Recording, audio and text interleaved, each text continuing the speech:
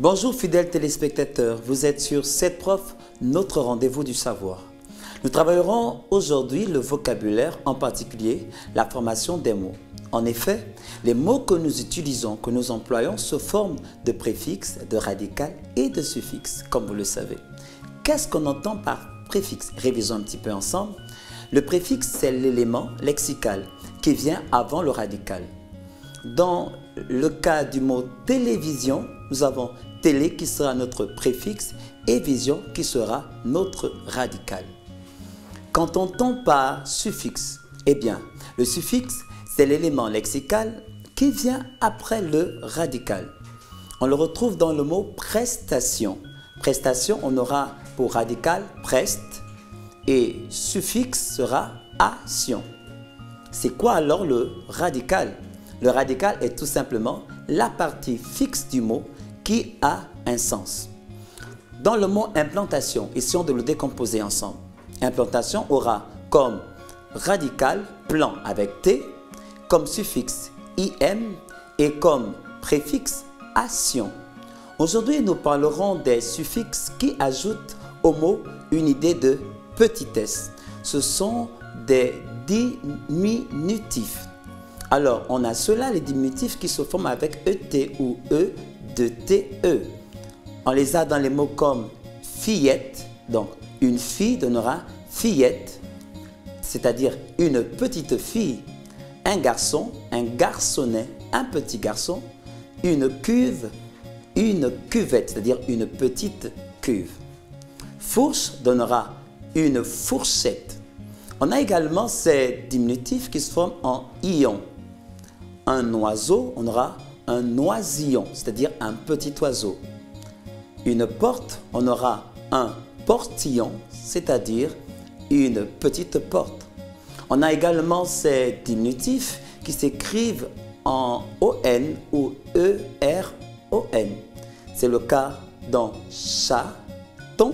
On a chat ici et ton, ON, qui est ici le diminutif, c'est-à-dire le petit chat. Mouche, on aura moucheron.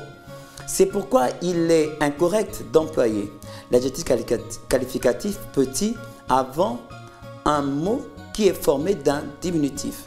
Donc, on ne dira pas une petite cuvette. Pourquoi? Parce que cuvette signifie déjà ce qui est petit. On aura le choix de dire soit une petite cuve ou une cuvette. La même chose pour une petite fourchette. On dira plutôt une petite fourche ou une fourchette. Et également pour chaton, on ne dira pas un petit chaton, on dira soit un petit chat ou un chaton. C'est une remarque qui met un terme à cette partie théorique. Maintenant, avec notre partenaire du projet Voltaire, cherchons les fautes dans les mots ou les phrases qui nous sont proposées. L'avare tient à ses économies comme à la prunelle de ses yeux. L'avare tient à ses économies comme à la prunelle de ses yeux. Dans cette phrase, y a-t-il une faute? Oui, non. Les avis sont partagés. Alors vérifions. Bravo, il n'y a pas de faute, mais toutefois, comment reconnaître qu'il s'agit de C avec C et C avec S? C'est un C. C qui s'écrit CES est un adjectif démonstratif pluriel de ce, cette ou cette. Il sert à désigner, à montrer quelque chose ou quelqu'un. J'ai déjà goûté ces gâteaux-là. Je les montre. Alors, c'est qui s'écrit SES est un adjectif positif pluriel de son ou sa. Il exprime une relation d'appartenance. C'est pourquoi ici, dans la phrase « l'avare tient à ses économies », les économies appartiennent à l'avare, donc il était judicieux que l'on écrive avec SES. Au cours de la semaine d'intégration, vous apprendrez à les connaître. Au cours de la semaine d'intégration, vous apprendrez à les connaître. Y a-t-il une faute? Moi, j'en ai trouvé, mais vous? Le professeur n'a pas toujours raison. Alors, ici, on ne mettra pas de S. Pourquoi? Parce que connaître ici est un verbe à l'infinitif présent et il reste invariable. Il ne s'accorde jamais. Il faut donc écrire connaître sans S. C'est pourquoi la phrase correcte est: au cours de la semaine d'intégration, vous apprendrez à les connaître. On ne mettra pas de S. Une formule d'abonnement est bien sûr avantageuse. Une formule d'abonnement est bien sûr avantageuse. Dans cette phrase, où est la faute? Si bien sûr il y a une faute, ne voyez pas les fautes partout bien sûr.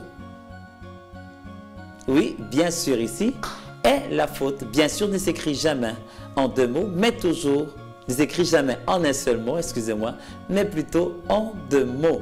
C'est pourquoi la phrase correcte est: une formule d'abonnement est bien sûr avantageuse.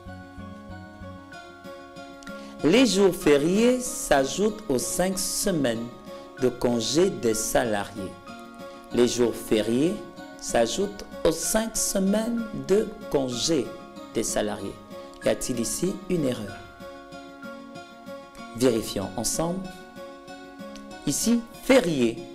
Alors, il s'agit ici d'accorder l'adjectif qualificatif férié en genre et en nombre avec le nom qu'il qualifie, c'est-à-dire les jours. Mais certains adjectifs sont invariables. C'est par exemple le cas de certains noms employés comme adjectifs de couleur: marron, orange, etc. Donc la phrase correcte est: les jours fériés avec un S s'ajoutent aux 5 semaines de congé des salariés. Il nous en veut car nous avons empiété sur son temps de parole. Il nous en veut car nous avons empiété sur son temps de parole. Dans cette phrase, où est l'erreur? Bien sûr, s'il y en a. Ici, c'est empiéter. Le participe passé conjugué avec l'auxiliaire avoir ne s'accorde jamais avec le sujet.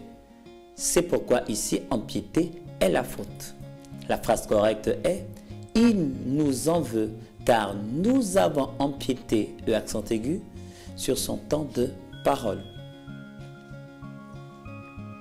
Cet appareil vous permet bien sûr d'imprimer vos documents en noir et blanc. Cet appareil vous permet bien sûr d'imprimer vos documents en noir et blanc. Dans la phrase, y a-t-il une faute? Vérifions. Bien sûr, comme nous l'avons vu tantôt, bien sûr ne s'écrit pas en un seul mot, mais plutôt en deux mots: bien, plus loin, sûr.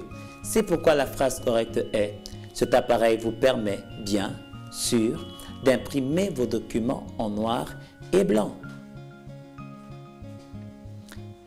Il ne parle de vous qu'en termes flatteurs. Il ne parle de vous qu'en termes flatteurs. Dans cette phrase, y a-t-il une faute? Y a-t-il une erreur? Vérifions. Bravo, il n'y a pas de faute. Pourquoi? Parce que quand on peut décomposer quand en que en, alors il faut écrire quand qui s'écrit avec QU apostrophe EN. Ici on peut dire: il ne parle de vous que en des termes flatteurs, et non quand qui s'écrira avec QUAND qui indique le temps. Dans l'exemple, quand il fait beau, je n'hésite pas à sortir. En faisant le strict minimum, vous ne pouvez guère espérer de bonus. En faisant le strict minimum, vous ne pouvez guère espérer de bonus. Y a-t-il une faute? Oui? Non? Ici, la faute est faisant. Très bien. Alors, la bonne orthographe est faisant qui s'écrit avec AI et la forme du verbe faire et s'écrit comme lui avec AI. Exemple, il est tombé en faisant des acrobaties. La phrase correcte est: en faisant F-A-I-S-A-N-T, le strict minimum, vous ne pouvez guère espérer de bonus. Vous pouvez continuer de jouer en famille en téléchargeant cette application disponible sur iPad, iPhone et Android. Faites-nous vos suggestions et retrouvez nos émissions en continu sur notre page Facebook, canal 7-7prof. Pour terminer, je vous laisse au bon soin de nos amis, les bons profs, qui parlent du théorème de Pythagore. Alors, bonne poursuite des programmes sur votre chaîne panafricaine Canal 7 et à très bientôt.